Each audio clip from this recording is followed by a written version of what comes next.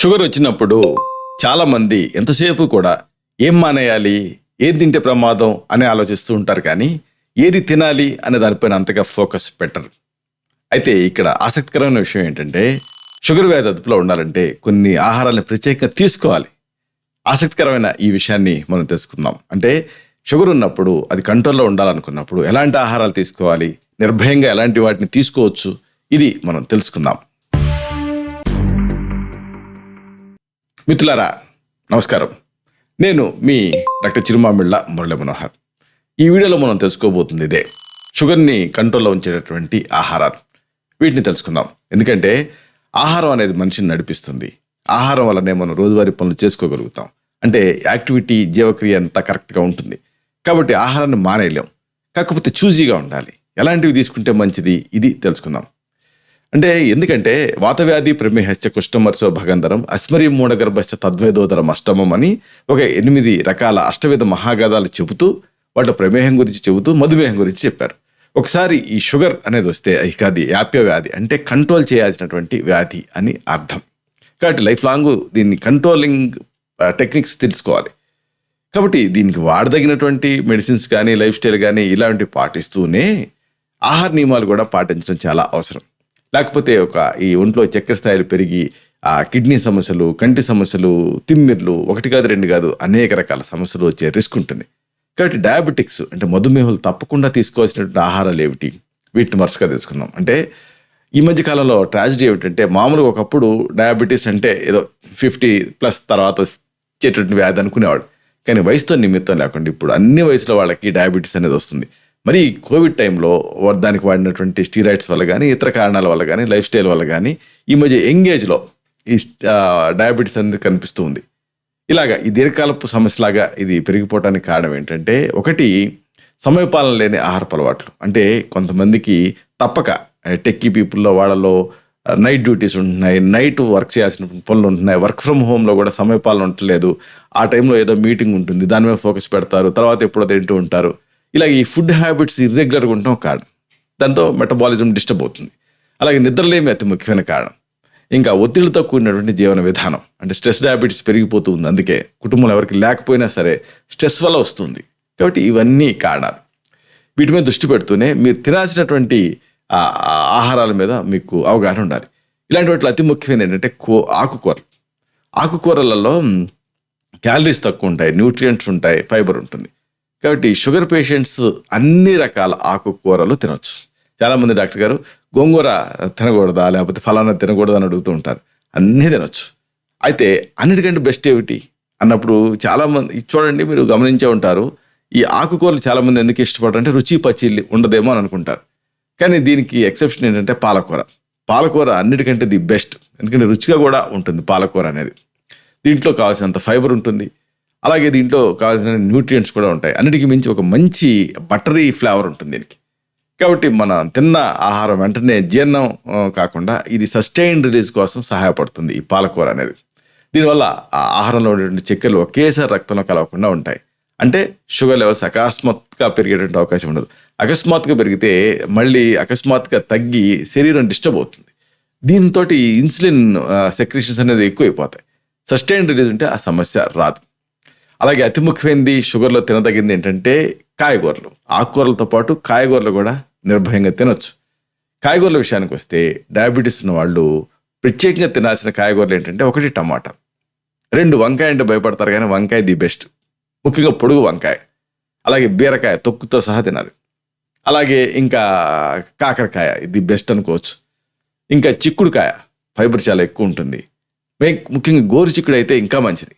అలాగే బెండకాయ, ఇంకా క్యాబేజీ, కాలీఫ్లవరు. చాలామంది వీటిని డీప్ ఫ్రై చేసి తింటూ ఉంటారు. అట్లా కాకుండా ఉడికిచ్చి తినాలి.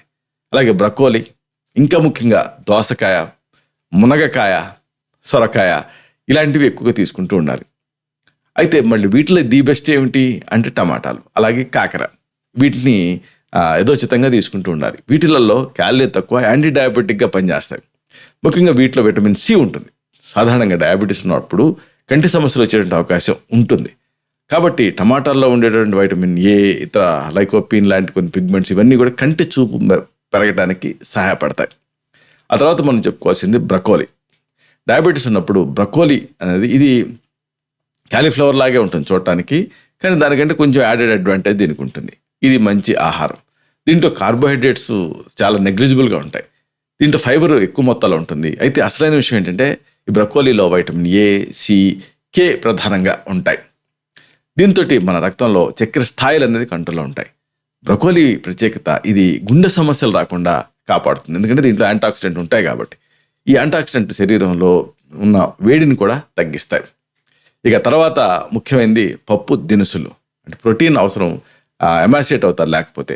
ఇక్కడ ప్రాబ్లం ఏంటంటే డయాబెటిక్స్లో క్యాలరీస్ కోసం ఏదైనా తింటే అప్పుడు మళ్ళీ షుగర్ పెరుగుతూ ఉంటుంది. అలా కాకుండా ఇటు కండరాలని సంరక్షిస్తూ సస్టైన్డ్గా ఎనర్జీని ఇచ్చేది పప్పు దినుసులు. షుగర్ పేషెంట్స్ ఆహారంలో పప్పు దినుసుల్ని ఎక్కువగా ఉండేలాగా చూసుకోవాలి. పప్పు దినుసుల నుంచి లభించేటువంటి ప్రోటీన్ అనేది ఆ బిల్డింగ్ బ్లాక్స్ లాగా పనిచేస్తుంది, శరీరం ఎండుకుపోకుండా కాపాడుతుంది. కాబట్టి వీటిని తీసుకుంటే మంచిది. ఈ ప్రోటీన్లలో ఫైబర్ ఉంటుంది, అది దాని ప్రత్యేకత. మామూలుగా ఈ ప్రోటీన్ నాన్ వెజ్ నుంచి సోర్సెస్ నుంచి కూడా వస్తుంది, కానీ నాన్ వెజ్ సోర్సుల ద్వారా వచ్చేది అంటే జంతు మాంసం నుంచి వచ్చే దాంట్లో ఇబ్బంది ఏమిటంటే, ఒకటి కొలెస్ట్రాల్ పెరుగుతుంది, రెండు దాంట్లో ఫైబర్ అనేది అసలు ఉండదు. కానీ ఈ వెజిటేరియన్ సోర్స్లో ఉండే ప్రోటీన్తో అడ్వాంటేజ్ ఏంటంటే ఫైబరు వాటిలో బాగుంటుంది, కొలెస్ట్రాల్ని పెంచదు. అది దీనికి ప్రత్యేకత. కాబట్టి ఈ వీటిని ఈ కందిపప్పు, పెసరపప్పు మెయిన్గా కట్టు రూపంలో ఇలాంటివి తీసుకుంటూ ఉండాలి. ఇవి రక్తంలో చక్కెర స్థాయిలు పెరగకుండా అదుపులో ఉంచుతాయి, ఎందుకంటే ఫైబర్ ఉంటుంది. అలాగే కండరాలకు మంచిది, ఆర్చుకుపోకుండా ఉంటారు. ఇక మాంసాహారాలు ఏది తినాలి అని డౌట్ ఎక్స్ప్రెస్ చేస్తూ ఉంటారు. వీళ్ళకి ది బెస్ట్ ఆప్షన్ ఏంటంటే చేపలు, ఫిష్, ముఖ్యంగా ఫ్యాటీ ఫిష్. డయాబెటీస్ ఉన్నప్పుడు చేపలు తింటే మంచిది. ముఖ్యంగా కొన్ని ప్రత్యేకమైన ఫ్యాటీ ఫిష్లు, వీటిల్లో ఈ చేపలలో ఒమేగా-3 ఫ్యాటీ యాసిడ్స్ ఉంటాయి. ఇవి గుండెకి మంచిది, అంటే గుండె ఆరోగ్యాన్ని కాపాడతాయి, రక్తనాళాల ఆరోగ్యాన్ని కూడా పెంచుతాయి.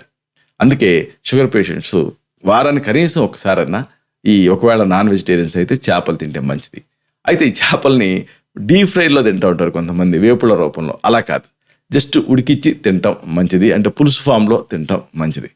అలాగే ఇంకొక ప్రత్యేకంగా చెప్పుకోవాల్సింది ఓట్స్, అలాగే బెర్రీస్ గురించి.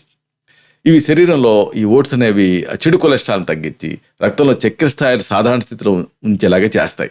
అంటే ఒక ఆరోగ్యవంతమైనటువంటి ఫైబర్ని ఈ ఓట్స్ అనేవి మనకి అందిస్తాయి.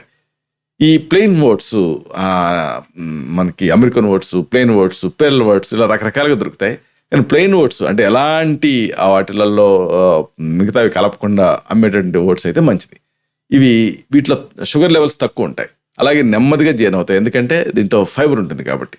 ఇక బెర్రీస్ ఇవి కూడా అంతే, కార్బోహైడ్రేట్స్ తక్కువ కలిగి ఉంటాయి. అంటే వీటిలో కార్బోహైడ్రేట్ అంటే పిండి పదార్థం చాలా తక్కువ ఉంటుంది బెర్రీస్లో. దాంతో రక్తంలో చక్కెర స్థాయిలు పెరగకుండా అదుపులో ఉంటాయి. అలాగే ఇది శాటిటీని ఇస్తుంది, అంటే ఒక సాటిస్ఫాక్షన్ ఇస్తుంది, తిన్నామన్న భావాన్ని ఇస్తుంది. కాబట్టి ఇలాగా చాలామంది ఎంతసేపు షుగర్ ఉన్నప్పుడు ఏం తినకూడదు అనేదే అడుగుతూ ఉంటారు, ఆలోచిస్తుంటారు. కానీ ఏం తినాలో కూడా తెలుసుకోవటం అనేది చాలా ముఖ్యం. అప్పుడు మీరు ఏదో కోల్పోతున్న ఫీలింగ్ మీకు ఉండదు, డిప్రెషన్ లాంటివి రాకుండా ఉంటాయి. ఎందుకంటే ఫలానా తినలేకపోతున్నానన్న ఫీలింగ్ మీకు ఉండదు, ఎందుకంటే ఆల్టర్నేటివ్స్ బోల్డ్ ఉన్నాయి కాబట్టి. ఇలాంటి మరిన్ని ఇన్ఫర్మేటివ్ వీడియోస్ కోసం ఈ ఛానల్ని సబ్స్క్రైబ్ చేసుకోండి. అలాగే ఈ వీడియోలు అప్లోడ్ అవడంతోనే ఆ విషయం మీకు తెలియాలనుకుంటే బెల్ బటన్ క్లిక్ చేయండి. అప్పుడు మీకు ఒక నోటిఫికేషన్ వస్తుంది. ఆ నోటిఫికేషన్ మీరు క్లిక్ చేస్తే మీరు ఆ వీడియోని మిస్ కాకుండా చూడగలుగుతారు. అలాగే ఈ వీడియో వల్ల మీకు ఉపయోగం ఉందని అనిపించినా లేదా ఉపయోగం ఉంటుందని మీరు అనుకున్నా లైక్ బటన్ క్లిక్ చేయండి. అప్పుడు ఇది మరింత ఎక్కువ మందికి రికమెండ్ అవుతుంది. ఈ వీడియో తలకు పర్పస్ సర్వ్ అవుతుంది, అంటే అందరికీ ఆరోగ్యం అన్న మన అభిలాష, మన ఆకాంక్ష నెరవేరుతాయి. శతం జీవ శరదో వర్ధమానః, శతం హేమంతాన్ శతం వసంతాన్. 100 శరత్తులు, 100 హేమంతాలు, 100 వసంతాలు వర్ధిల్లుతూ జీవించండి. Stay healthy, stay happy, be positive, keep smiling. Love you all. శుభం